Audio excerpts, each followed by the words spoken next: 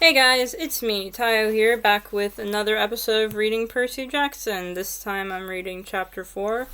Apart from my new EP coming out and that, I don't really have anything to say or anything, so I'll just start reading. We tore through the night along the dark country roads. Wind slammed against the Camaro. Rain lashed the windshield. I didn't know how my mom could see anything, but she kept her foot on the gas. Every time there was a flash of lightning, I looked at Grover sitting next to me in the back seat, and I wondered if I'd gone insane, or if he was wearing some kind of shag carpet pants. But no, the smell was one I remembered from kindergarten field trips to the petting zoo. Lanolin, like from wool. The smell of a wet barnyard animal.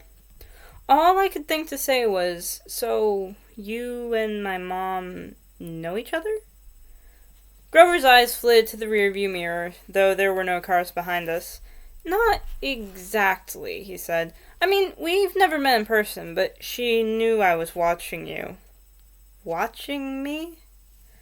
Keeping tabs on you, making sure you were okay. But I wasn't faking being your friend, he added hastily. I am your friend. What are you, exactly? That doesn't matter right now. It doesn't matter? From the waist down, my best friend is a donkey. Grover let out a sharp, throaty blah. I'd heard him make that sound before, but I'd always assumed it was a nervous laugh. Now I realized it was more of an irritated bleat. Goat, he cried. What? I'm a goat from the waist down. You just said it doesn't matter. There are satyrs who would trample you underhoof for such an insult. Whoa, wait. Satyrs? You mean like Mr. Brunner's myths? Were those old ladies at the fruit stand a myth, Percy? Was Miss Dodds a myth? So you admit there was a Miss Dodds? Of course! Then why, the less you knew, the better. The fewer monsters you detract. Grover said, like that should be perfectly obvious. We put the mist over the human's eyes. We'd hoped you'd think the kindly one was a hallucination, but it was no good. You started to realize who you are. Wait a minute, what do you mean? The weird bellowing noise rose up again somewhere behind us, closer than before. Whatever was chasing us was still on our trail. Percy, my mom said, there's too much to explain and not enough time. We have to get to safety. Safety from what? Who's after us? Oh, nobody much, Grover said, obviously still miffed about the donkey comment. Just the Lord of the Dead and a few of his bloodthirstiest minions. Grover! Sorry, Miss Jackson, could you drive faster, please? I tried to wrap my mind around what was happening, but I couldn't do it. I knew this wasn't a dream. I had no imagination. I could never dream up something this weird. My mom made a hard left. We swerved onto a narrow road, facing past darkened farmhouses and wooded hills and pick-your-own-strawberry signs on the white picket fences. Where are we going? I asked. The summer camp I told you about. My mother's voice was tight, like she was trying for my sake not to be scared. The place your father wanted to send you. The place you didn't want me to go? Please, dear, my mother begged. This is hard enough. Try to understand. You're in danger. Because some old ladies cut yarn. Those weren't old ladies, Grover said. Those were the fates. Do you know what it means, the fact that they appeared in front of you? They only do that when someone's about to die. Whoa, you said you. No, I didn't. I said someone. You meant you, as in me. I meant you like someone, not you. Boys, my mom said. She pulled the wheel hard to the right, and I got a glimpse of a figure she'd swerved to avoid. A dark, fluttering shape now lost behind us in the storm. What was that? I asked. We're almost there, my mother said, ignoring my question. Another mile, please, please, please. I didn't know where there was, but I found myself leaning forward in the car, anticipating waiting for us to arrive. Outside, nothing but rain and darkness, the kind of empty countryside you get way out on the tip of Long Island. I thought about Miss Dodds in the moment when she changed into the thing with pointed teeth and leathery wings. My limbs went numb from delayed shock. She really hadn't been human. She'd meant to kill me. Then I thought about Mr. Brunner and the sword he had thrown me. Before I could ask Grover about that, the hair rose on the back of my neck. There was a blinding flash, a jaw-rattling boom, and our car exploded. I remember feeling weightless, like I was being crushed, fried, and tossed down all at the same time. I peeled my forehead off the back of the driver's seat and said, "Ow." "Percy!" my mom shouted. "I'm okay." I tried to shake off the daze. I wasn't dead. The car hadn't really exploded. We'd swerved into a ditch. Our driver's side's doors were wedged in the mud. The roof had cracked open like an eggshell, and rain was pouring in. Lightning. That was the only explanation. We'd been blasted right off the road. Next to me in the back seat was a big, motionless lump. "Grover!" He was slumped over, blood trickling from the side of his mouth. I shook his furry hip, thinking, "No! Even if you are half barnyard animal, you're my best friend, and I don't want you to die." Then he groaned food, and I knew there was hope. "Percy," my mother said, "we have to—" Her voice faltered. I looked back. In a flash of lightning, through the mud-splattered rear windshield, I saw a figure lumbering towards us on the shoulder of the road. The sight of it made my skin crawl. It was a dark silhouette of a huge guy like a football player. He seemed to be holding a blanket over his head. His top half was bulky and fuzzy. His upraised hands made it look like he had horns. I swallowed hard. "Who is Percy?" my mother said, deadly serious. "Get out of the car." My mother threw herself against the driver's side door. It was jammed shut in the mud. I tried mine, stuck too. I looked up desperately at the hole in the roof. It might have been an exit, but the edges were sizzling and smoking. "Climb out the passenger's side," my mom told me. "Percy, you have to run. Do you see that big tree?" "What?" Another flash of lightning, and through the smoking hole in the roof I saw the tree she meant. A huge White House Christmas tree-sized pine at the crest of the nearest hill. "That's the property line," my mom said. "Get over that hill and you'll see a big farmhouse down in the valley. Run and don't look back. Yell for help. Don't stop until you reach the door." "Mom, you're coming too." Her face was pale, her eyes sad, and when she looked at the ocean... "No!" I shouted. "You are coming with me! Help me carry Grover!" "Food," Grover moaned, a little louder.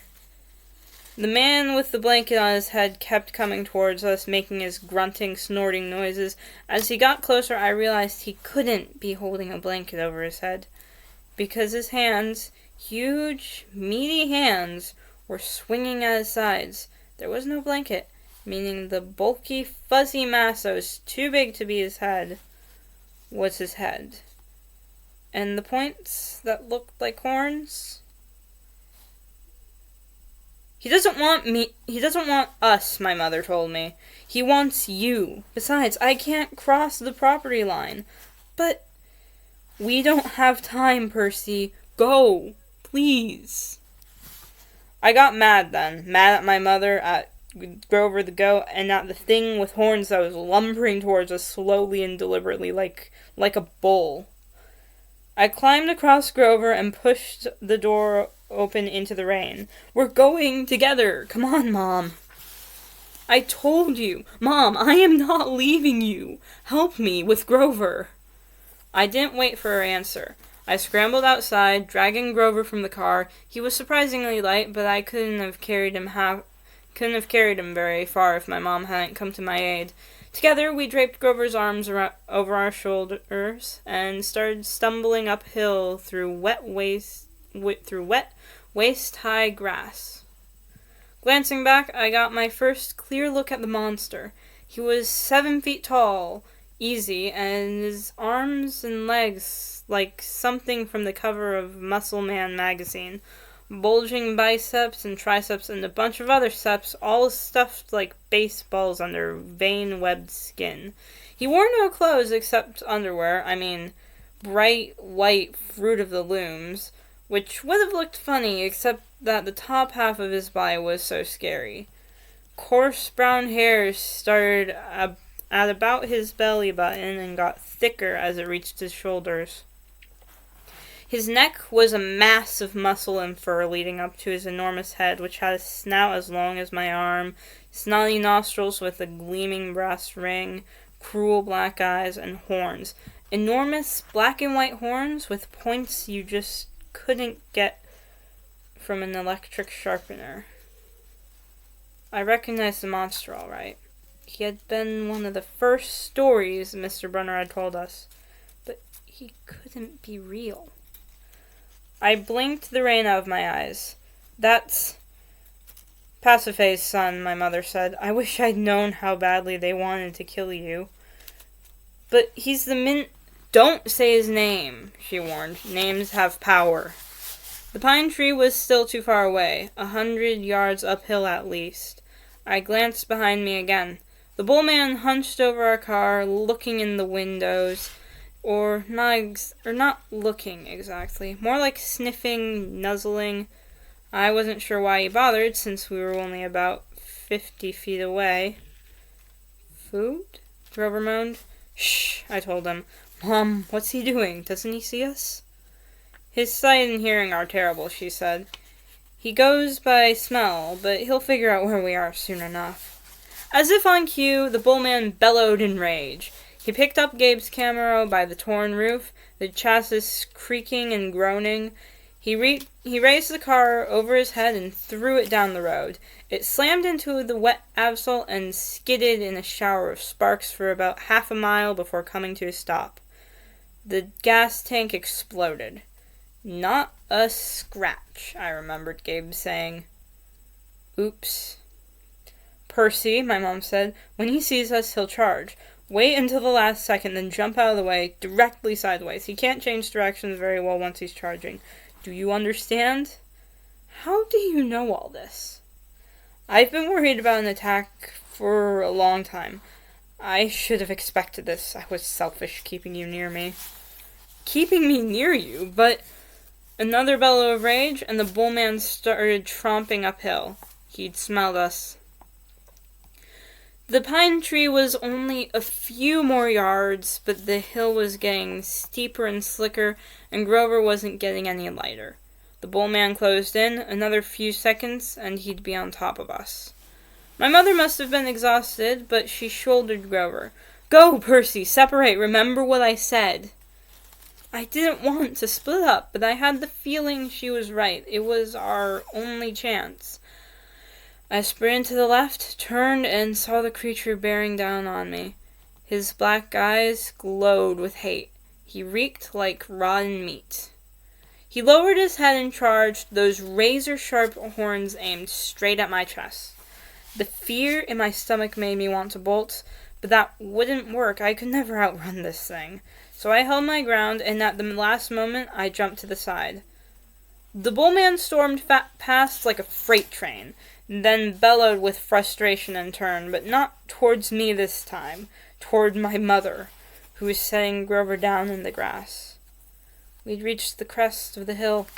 Down the other side I could see a valley, just as my mother had said, and the lights of a farmhouse glowing yellow through the rain. But I was half a mile away. We'd never make it. The bullman grunted, pawing at the ground. He kept eyeing my mother, who was now retreating slowly downhill, back toward the road, trying to lead the monster away from Grover. Run, Percy, she told me. I can't go any farther. Run! but I just stood there, frozen in fear as the monster charged her. She tried to sidestep, as she'd told me to do, but the monster had learned his lesson. His hand shot out and grabbed her by the neck as she tried to get away. He lifted her as she struggled, kicking and pummeling the air. "Mom!" She caught my eyes, managed to choke out one last word. "Go!" Then, with an angry roar, the monster closed his fist around my mother's neck, and she dissolved before my eyes, melting into light, a shimmering golden form as if she were a holograph projection. A blinding flash, and she was simply gone. "No!" Anger replaced my fear. Newfound strength burned in my limbs, the same rush of energy I'd gotten when Mrs. Dodds grew talons. The bullman bore down on Grover, who lay helpless in the grass. The monster hunched over, snuffling my best friend as if he were about to lift Grover up and make him dissolve too. I couldn't allow that. I stripped off my red rain jacket. "Hey!" I screamed, waving the jacket, running to one side of the monster. "Hey, stupid! Ground beef!" Roar! The monster turned toward me, shaking his meaty fists. I had an idea. A stupid idea, but better than no idea at all. I put my back to the big pine tree and waved my red jacket in front of the bullman, thinking I'd jump out of the way at the last moment. But it didn't happen like that. The bullman charged too fast, his arms out to grab me whichever way I tried to dodge. Time slowed down. My legs tensed. I couldn't jump sideways, so I leaped straight up, kicking off the creature's head, using it as a springboard, turning in midair, and landing on his neck. How did I do that? I didn't have time to figure it out. A millisecond later, the monster's head slammed into the tree, and the impact nearly knocked my teeth out. The bullman staggered around, trying to shake me. I locked my arms around his horns to keep from being thrown. Thunder and lightning were still going strong. The rain was in my eyes. The smell of rotten meat burned my nostrils. The monster shook himself around and bucked like a rodeo bull. He should have just backed up into the tree and smashed me flat, but I was starting to realize that this thing only had one gear. Forward. Meanwhile, Grover started groaning in the grass. I wanted to yell at him to shut up, but the way I was getting tossed around, if I opened my mouth, I'd bite my own tongue off. "Food," Grover moaned. The bullman wheeled toward him, pawed the ground again, and got ready to charge. I thought about how he had squeezed the life out of my mother, made her disappear in a flash of light, and rage filled me like a high-octane fuel. I got both hands around one horn, and I pulled backward with all my might. The monster tensed, gave a surprised grunt, then snap. The bullman screamed and flung me through the air. I landed flat on my back in the grass, my head smacked against a rock. When I sat up, my vision was blurry, but I had a horn in my hands, a ragged bone weapon the size of a knife. The monster charged. Without thinking, I rolled to one side and came up kneeling. As the monster barreled past, I drove the broken horn straight into his side, right up under his furry rib cage. The bullman roared in agony. He flailed, clawing at his chest, and then began to disintegrate. Not like my mother in a flash of golden light, but like crumbling sand, blown away in chunks by the wind, the same way Miss Dodds had burst apart. The monster was gone. The rain had stopped. The storm still rumbled, but only in the distance. I smelled like livestock, and my knees were shaking. My head felt like it was splitting open. I was weak and scared and trembling with grief. I'd just seen my mother vanish. I wanted to lie down and cry, but there was Grover needing my help, so I managed to haul him up and stagger down into the valley, toward the lights of the farmhouse. I was crying, calling for my mother, but I held on to Grover. I wasn't going to let him go. The last thing I remember is collapsing on a wooden porch, looking up at a ceiling fan circling above me, moths flying around the yellow light, and the stern faces of a familiar-looking bearded man and a pretty girl, her blonde hair curled like a princess's. They both looked down at me, and the girl said, "He's the one. He must be." "Silence, Annabeth," the man said. "He's still conscious." Bring him inside. That is the end of the chapter. So, yep, that's all for today. I'll see you guys next time. Bye!